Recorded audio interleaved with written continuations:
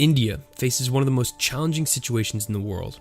It has 1.2 billion people spread over a vast country, more than 350 million of whom will move into cities in the coming decade, which means some 500 new urban centers will need to be built from scratch. And even though India's sheer size means that its economy ranks third in the world in purchasing power, overall it's relatively poor and underdeveloped. It's also young. The average Indian is just 27 years old, compared to the average American who's a decade older.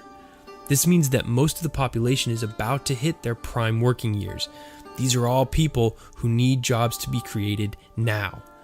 That's why the government is embarking on the largest infrastructure project in Indian history, the $90 billion Delhi-Mumbai industrial corridor, whose backbone will be a 920-mile-long dedicated freight corridor.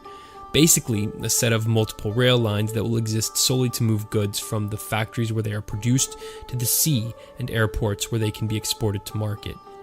It's designed to cut the logistical costs of manufacturing goods to make India the cheapest place in the world for a company to build its stuff, and, in turn, triple the amount of merchandise it exports from 2010 levels by 2017.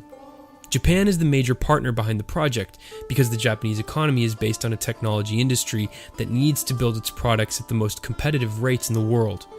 The overall effort will include a 4,000 megawatt power plant and at least 3 brand new seaports and 6 airports. And all along the route, 24 new cities will spring up, with each aiming to be superior to any existing Indian city in terms of the quality of infrastructure, planning, management, and services offered. With natural resources scarce, and climate change a concern of any good urban planner, the use of technology has been stressed to make sure this boom will be as clean and sustainable as possible. Roads are also a major part of the plan, with thousands of miles of expressways planned to ease congestion.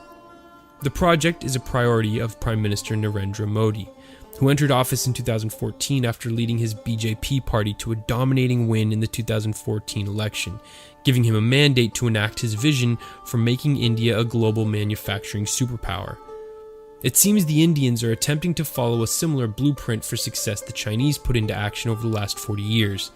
With a population nearly as big, Indians are rightly asking, why not us?